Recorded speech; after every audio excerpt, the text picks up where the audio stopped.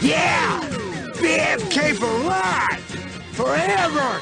Yes! We everybody, yeah! Yeah! Welcome to Thought Crime and Keto Crime, where Tracy does the sleuthing so you don't have to. Hey everyone, welcome back to Thought Crime and Keto and Crime. Today we're going into a world of exploitation. This is one you may or may not have heard of, but it comes to us from the early 2000s, and it's a phenomenon known as bum fights. This was literally a pay-per-view video series that was created to, in the same vein as Girls Gone Wild, if you remember those. It came out about that same time, but instead of showing girls lifting their shirts and going crazy and on spring break, they literally, in this one, paid homeless people to do horrible stunts. And that's what we're going to get into, because to me, not only is this ethically wrong, they got in some trouble for it. So let's get into it. Bum Fights. Bum Fights was a film series produced by In Decline Films. It was a series of 4 different VHS videotapes. The first one, Bum Fights 1, called A Cause for Concern, was created over a span of several years, where the creators actually paid and filmed homeless people doing jackass-like stunts. And when I say jackass, I mean the actual MTV show and movie. So they paid people to do those type of stunts. In fact, one of the producers of this would go on to later be involved with Jackass. And they filmed this over a period of several years and then put all this together into some compilation of degeneracy. The creators of this phenomenon were 4 friends from the San Diego, Southern California area that were skateboarders. They started out filming their skateboard stunts, which to me was fine. I would have gone with that concept. But their names were Ryan McPherson, Zachary Bubeck, Daniel Tanner, not Danny Tanner from Full House, and Michael Slyman. And they came together to form In Decline Films. As I said, they grew up skateboarding around San Diego, and they filmed their stunts and did stupid things like run themselves into walls and try to jump over cars and things like that on their skateboards. And that's fine, because as long as they have the permission of the property owner and they're okay with getting hurt, do what you want. I'm all about freedom of expression. But they decided that that wouldn't have as big of a market as something like watching homeless people do stuff, because homeless people are kind of a curiosity, I guess, and there was a lot of homeless people that hung out around the skateboard areas in San Diego. Specifically, 2 homeless people, 2 former veterans by the name of Rufus Hanna and Donnie Brennan. Now, both of these guys had pretty sad lives. Rufus Hanna was born in Georgia. He was drinking and became an actual alcoholic by the time he was 13. Did some petty theft. Joined the Army because of his drinking. He had an accident during basic training and ended up getting discharged from the military. Donnie Brennan actually joined the Army, was a Vietnam veteran, but like a lot of veterans with untreated mental illness, both of these guys had untreated mental illness, alcoholism, PTSD, other things going on. Because our veterans don't get the proper treatment they need, a lot of them end up on the streets, homeless. And that's what happened to these guys. Well, Danny specifically and Ryan befriended these 2 guys while they were hanging out around the skateboard parks in San Diego. And they started offering them money to do little stunts, like run themselves into walls. I mean, weird stuff. I'm gonna insert a few clips here. But they started basically paying them and filming them doing outrageous things. You want $1? We got some money. We got a nickel, I think. Can you do some stuff for video? What's that? Rufus? Yeah. That's your name, right? Hey, what Donnie? up? Yeah, he just went home. Oh, he did? did? Yeah. Hey, you want to help us out on our video we're doing, the manifest video? Donnie helped us out, like, for the last one. Yeah. Yeah, he was telling me about it. Yeah, he's Really? pretty funny. Huh? Yeah. He was telling me about it. Can you help us out, please? What you want me to do? I don't know, like, He was there's some crates back there you can walk into. shit.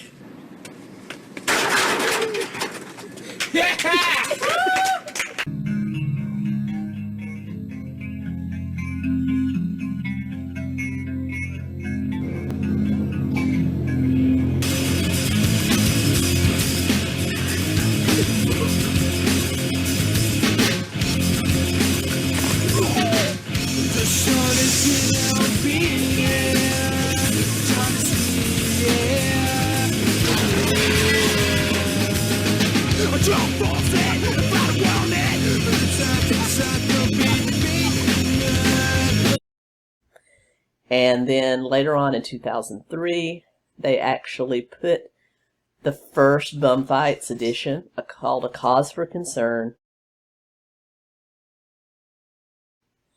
They spliced all their video clips together and film clips together and came out with a VHS tape that they sold. Much like Girls Gone Wild.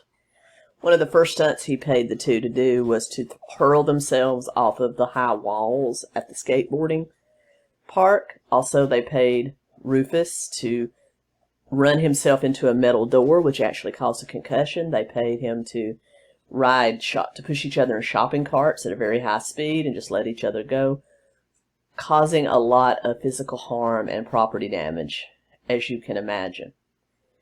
And the cost, what did they pay these homeless guys to do these stunts? Anywhere from 50 cents to $5 to $10 is what they got to put their bodies into harm's way. And as you can imagine, once the first VHS tape came out 2002, 2003, they got themselves in trouble with a lot of the homeless advocacy groups who immediately filed injunctions and lawsuits on behalf of Rufus and Donnie to get this stopped.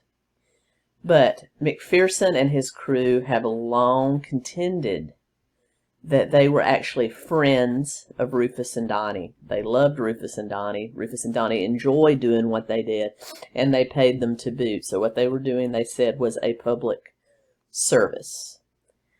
So In Decline Films went on. This was their primary feature for many, many years. In fact, their first VHS tape sold hundreds of thousands of copies at $22 each. So these guys made bank.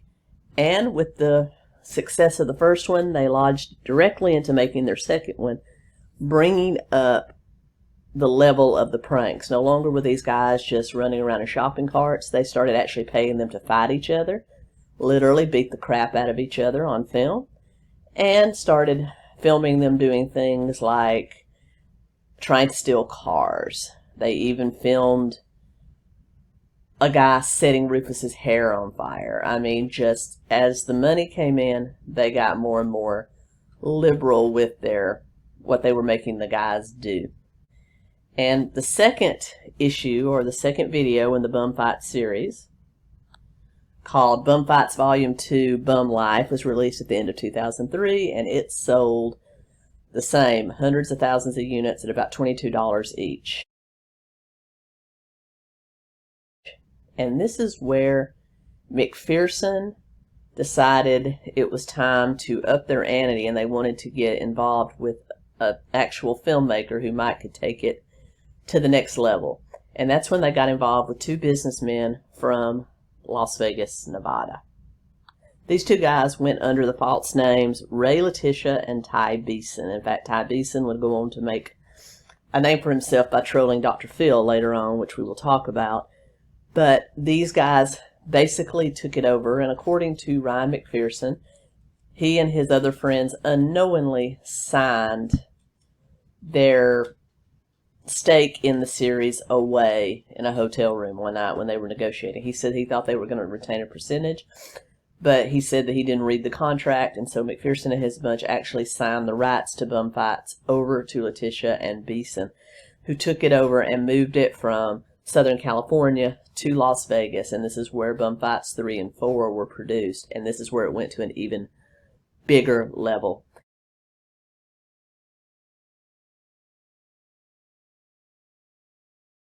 These guys put a character in the video called the Bum Hunter, which was a play off of something that Ryan McPherson had the idea to do, but it was a play off of Steve Irwin, the Crocodile Hunter. And this guy would go around in a safari outfit, faking an Australian accent, and would actually catch bums in their natural habitat by sneaking up on them, tying them up, pretending to be police, terrorizing these poor guys. We're gonna try to sneak up.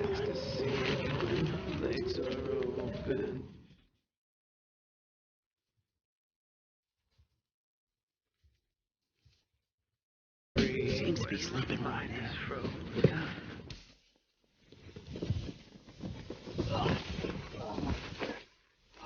Hold on, Mike. Hold on there, Mike. Slow down. Slow down there, Mike. Slow down. Slow down there, Mike. Slow down. Look at the wall. Look at the Mike. Look at the Look at the Slow down. Slow down, Mike. Slow down. This is a good one. This one's off the Richter. I got a good hold of his arms. Right here. Slow down. And they would actually put that on as a gag in the 3rd and 4th VHS releases, and later on DVD releases. They also upped the ante where they started hiring other people, not just homeless, but just people standing around on the streets to break out windows in cars, steal cars. And they took the fights among the bums to a whole different level where people were actually getting hurt. Well, the homeless advocacy groups were already involved and already got an injunction against McPherson. That injunction did not go for Letitia and Beeson, and so they ended up fighting. By this time, Danny and Rufus, the 2 original homeless men that had been the stars of the first 2 volumes, actually sued McPherson and the original other three creators of Bum Fights in court, and supposedly settled out of court for $300,000 in damages. So perhaps what Ryan was saying about them being willing participants and enjoying it wasn't exactly true. Well, Brennan is often quoted as saying the reason they filed the lawsuit was that the last straw was when they were asked to do some things for the 3rd VHS release, which they declined. They were actually asked to dress up like Sylvester and Tweety Bird from Looney Tunes and run through casinos actually fighting. They refused to do it, and that's when they realized that they felt their lives were in danger because the producers were really upset. Even though McPherson said that he was kind of wigged out of his own contract and lost control, it actually came out later that he actually was paid $1.5 million by the new owners of Bum Fights for his rights, and actually went out to Las Vegas and helped produce the last 2 sequels. So you can't really buy what Ryan McPherson is selling. Sounds like he's kind of a liar. But when Brennan and another homeless guy were broken bones, during one of the filmings, that's when the police got involved and they shut the shooting down. And Bum Fights was no more. Then you had an ongoing legal battle between the owners of Bum Fights, and then you had the lawsuit with the former homeless men. And they ended up, settling for about $300,000. But Bum Fights is no more. The production was ceased. And then you get into the fanfare around it. In 2006, Ty Beeson, that's not his real name, but Ty Beeson was invited on the Dr. Phil show. And not only did he go on with a bad attitude, he actually trolled Dr. Phil by dressing up as a skinny version, his words, not mine, of Dr. Phil and coming out, in which Dr. Phil got angry and ordered him to leave. There and what our kids have access to. Okay, here is Ty defending his Bum Fights video. Smack him right in the forehead with it.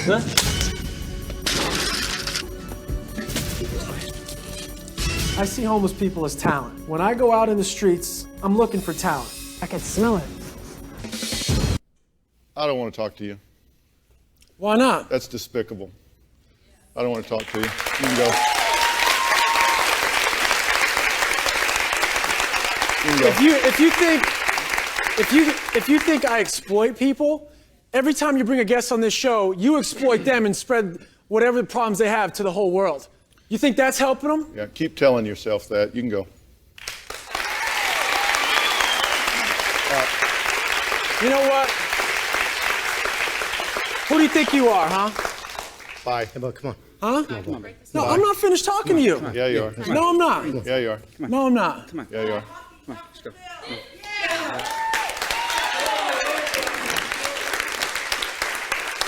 Sorry, but I just watched that footage, and that is absolutely despicable, and I refuse to publicize that. I'm just not going to do it.